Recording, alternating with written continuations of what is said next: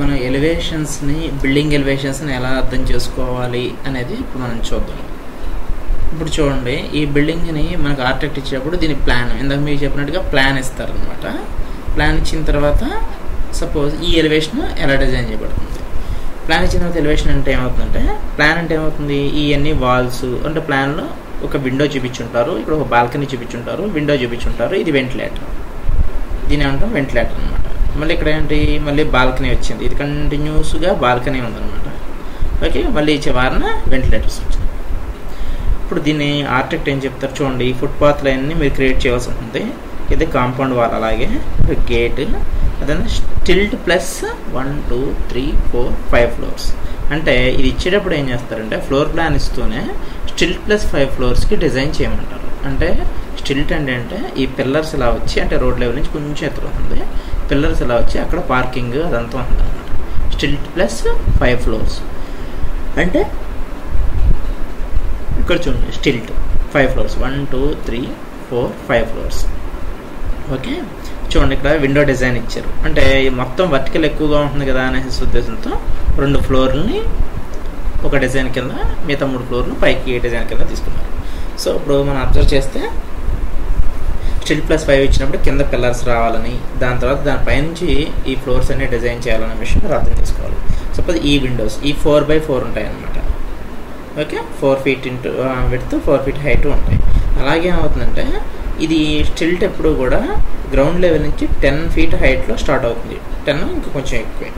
అయితే అలాగే ఇప్పుడు ఈ బాల్కనీస్ ఉన్నాయి కదా, ఈ బాల్కనీస్ ఏంటంటే ఎక్కడైతే స్లాబ్ ఉంటుందో స్లాబ్ లెవెల్ నుంచి 3 feet హైట్ దాకా బాల్కనీస్ ఉంటాయి అన్నమాట. ఎందుకంటే మనిషి స్లాబ్ మీద నుంచి ఉంటే పైన కింద పడిపోకుండా 3 feet హైట్కి డిజైన్ చేస్తారు, 3 feet లేదా 3 feet 6 inches.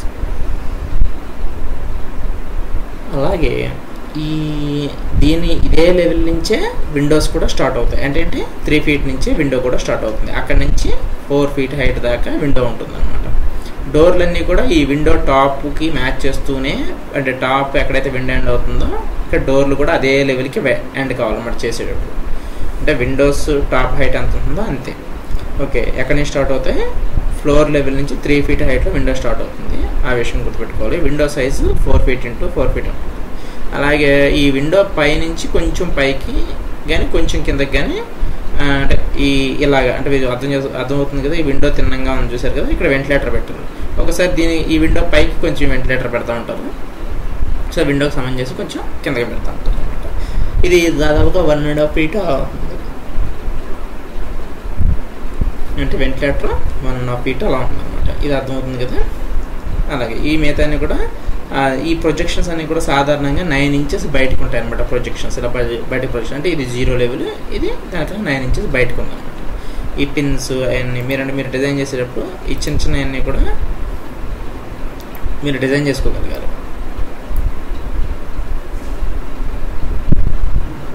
అర్థమవుతుంది కదా, అంటే విండోస్ని అలా డిజైన్. అలాగే ఇక్కడ దాకా వచ్చేటప్పుడు మొత్తం స్లాబ్స్ ఎండ్ అయిపోయినాయి. ఇక్కడ నుంచి ఇక్కడికి 3 feet మళ్ళీ పైన పారాపెట్ వాళ్ళు కట్టారనమాట. అంటే మనం పైన మొత్తం పైకి వెళ్తూ ఉంటాం కదా ఒకసారి బిల్డింగ్స్ పైకి,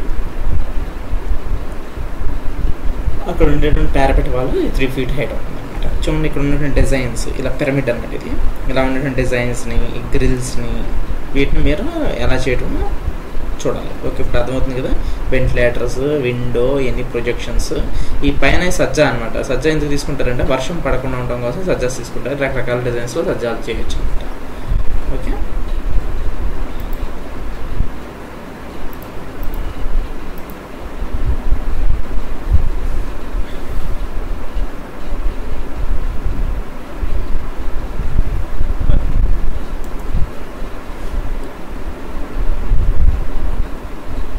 ఇవన్నీ అలాగా బెవల్ ప్రొఫైల్ ఉంది కదా మీకు ఇంతకుముందు చెప్పినట్టు, బెవల్ ప్రొఫైల్ ఉపయోగించుకుని తయారు చేసినాయి.